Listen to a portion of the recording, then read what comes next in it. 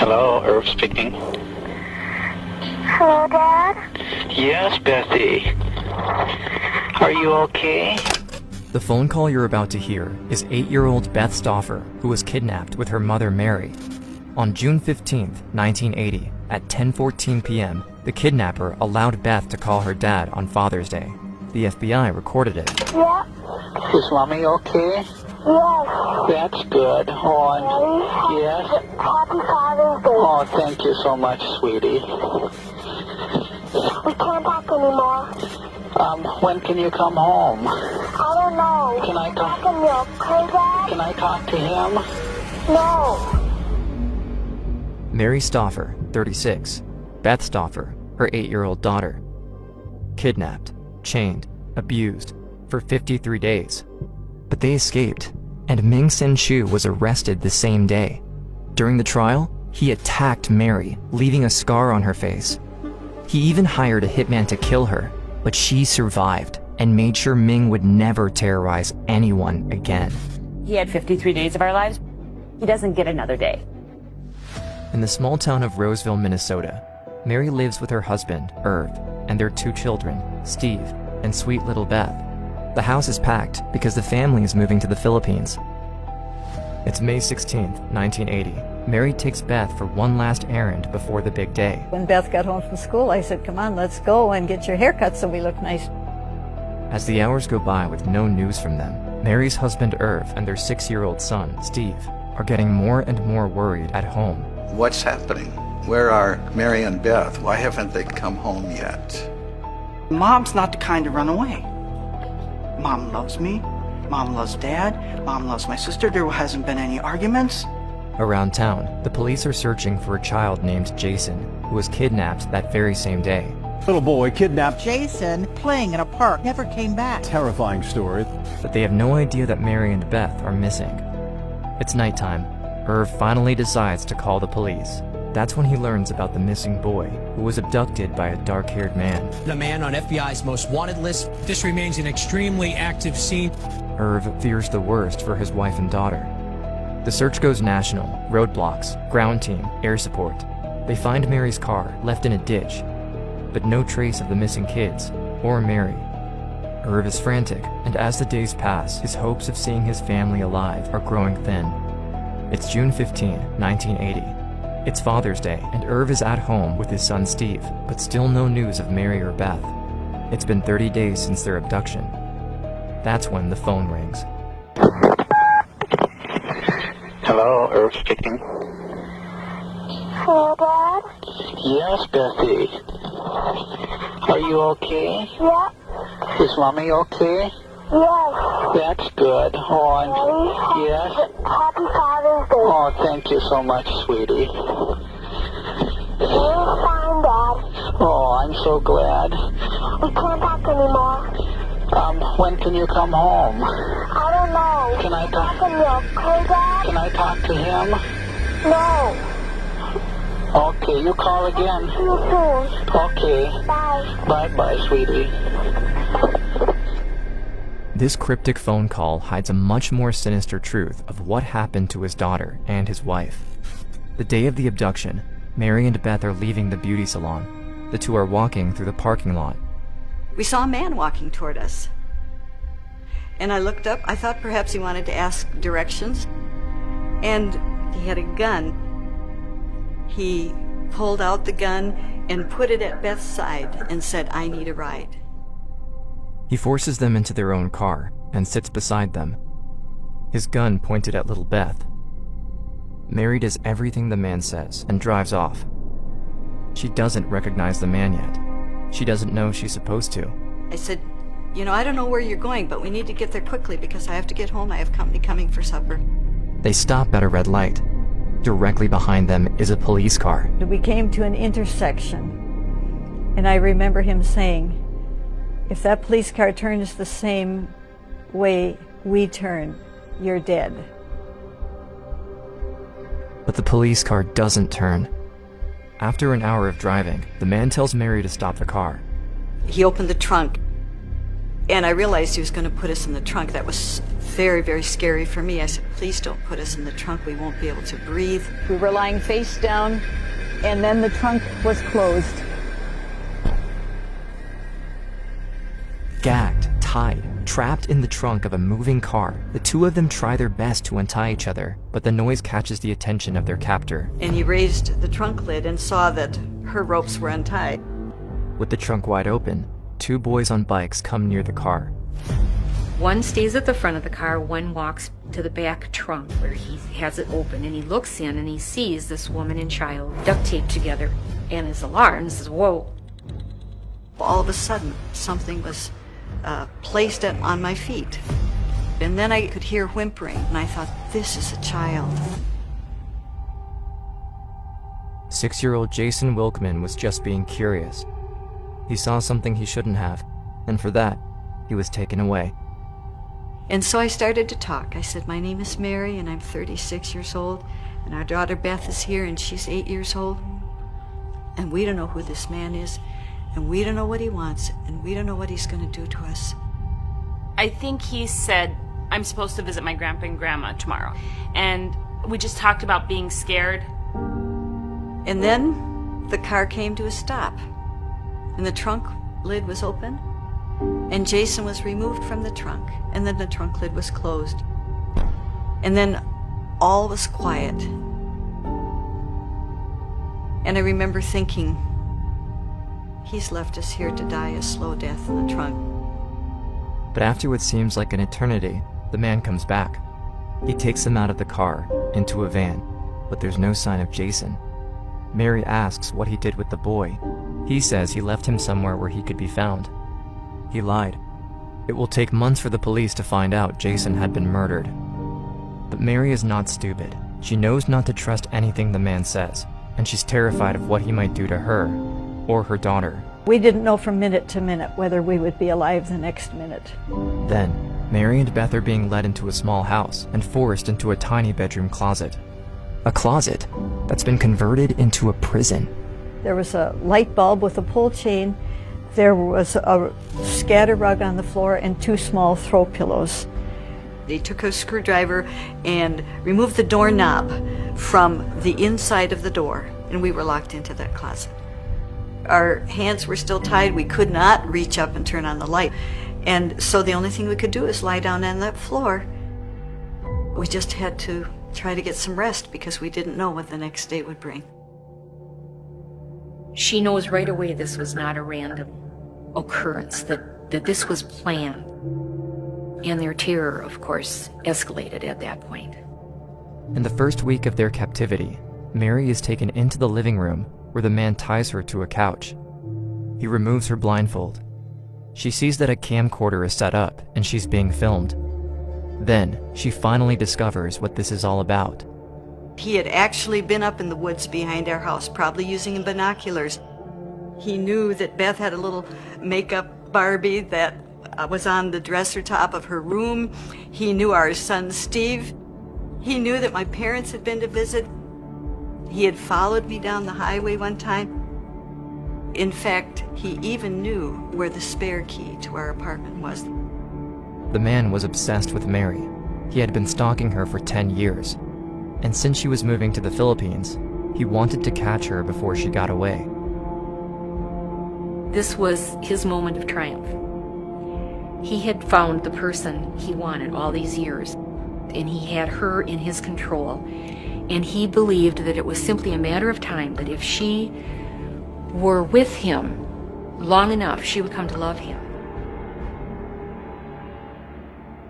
15 years earlier, Mary is a high school teacher. In her classroom, a young boy named Ming Sen Shu becomes infatuated with her. 15-year-old Ming is reportedly violent toward his younger siblings, and his mother is terrified of him. This can only mean bad news for the teacher he locked eyes on. At the end of the year, he gets furious over a grade he claims broke his perfect score. He said, "Do you remember what grade you gave me?" And I said, "Well, no, I don't, but it must have been an F for you to do this to me." The grade? B-. Ever since, his obsession has only grown stronger. He resents Mary and wants her to love him at any cost. The video discussion lasts for hours, some weird tactic Ming is using to persuade Mary to fall in love with him. But even if it doesn't work, what he can't have, he just takes. I'm not saying it's right. I know it's not right.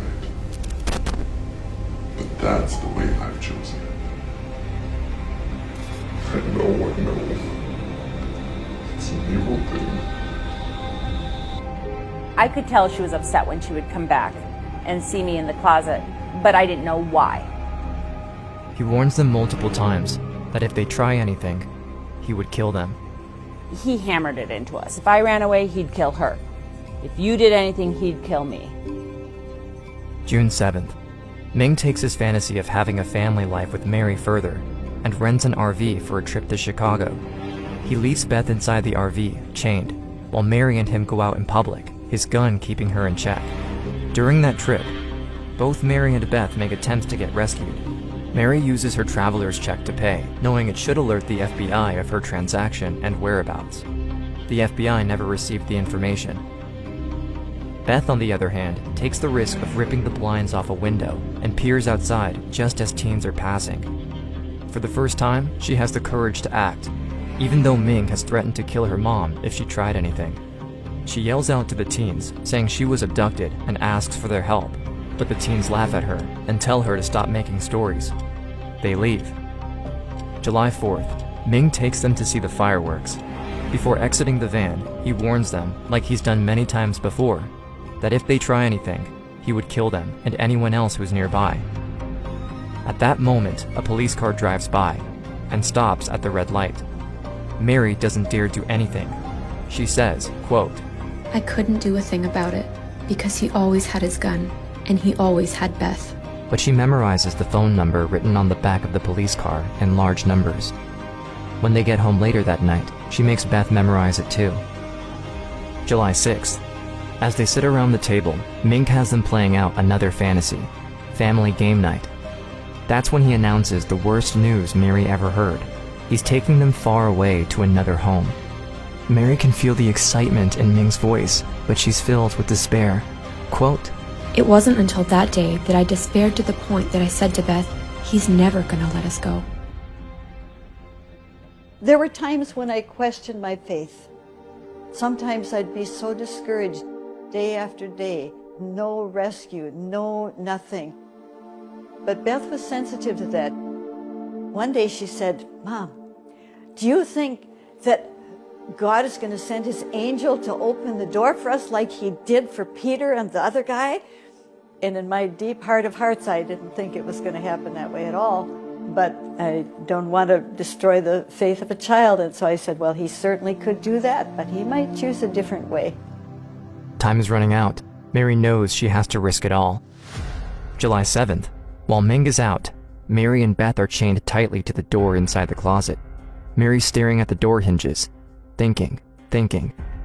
She knows Ming can be back any second. She has no tools, just her fingernails to remove the hinge pin.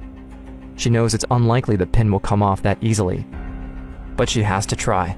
So I went over to the door, I held the door with one hand, and I pulled the hinge pin with the other. It came out just like it was greased.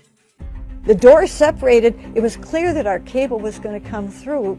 Beth, she panicked right away. She started pulling on my clothes. She said, "Mama, don't do it. Mama, you know what he said? If he finds us escaping, he's going to kill us. You know." I mean, she was really panicked. I slapped her cheek. I sat her down in the chair and I said, "Listen, Beth, if God has given us this way of escape, we have to take it. Sure, it's dangerous. If Ming comes home and finds us escaping, he's going to kill us. We know that. But if this is God's way, he's going to take care of us. But I can't fight against you. We have to work together in this. We're chained together and we have to work together." Beth understands, and they make their way to the kitchen. Mary grabs the phone, dials a number she memorized on the back of the police car 3 days prior. A moment later, a dispatcher from the sheriff's office answers. Mary says, "This is Mary Stauffer. I think you're looking for me and my daughter Beth. Please hurry. We're being held in a house. He has loaded guns here. He'll kill us and anyone who tries to come in here. Don't try to come in if he's here." The dispatcher gives Mary strict instructions to stay inside the house and away from the windows. Mary ends the call. Beth then tells her mother that they should wait outside for the police, that they can hide behind the bushes. Mary listens to her daughter, going against the dispatcher's instructions. They leave through the back door of the house, while still chained together. They crouch behind a car, out of sight, but they have no idea that at that moment, the cops are already there, securing the area, getting ready to move in on the house. Expecting to see the two of them still inside, the officers break in. At that moment, one of them notices a vehicle parked outside. There's a chance Ming Sin Shu made it home before the police arrived. The officer moves in on the vehicle. He sees a figure from underneath, crouching, hidden behind the car. Mary and Beth. Approximately 3:30 this afternoon, our Ramsey County Sheriff's dispatcher received a phone call from a woman who identified herself as Mary Stauffer. She stated she had freed herself from a shackled position. The day we escaped, the air smelled sweet, like I remember the feeling of the sun. There's nothing like just feeling the freedom. When we were taken to the sheriff's office and I first saw my husband Irv and our son Steve, it was just so marvelous to hug each other. The police arrest Ming that very same day, but the relief is met with tragic news. When the officers escort Mary and her daughter to the station, they ask if the boy Jason is still inside the house. This confirms what Mary feared all along. Jason is dead, and they still haven't found his body. Before long, Mary and Beth are called to testify against Ming in court. It's not uncommon for kidnappers and criminals to admit or pretend that they regret their actions once they're caught. Dennis Earl Bradford, the man who took little Jennifer Shuett from her bedroom at night, broke down during his interrogation. She's alive.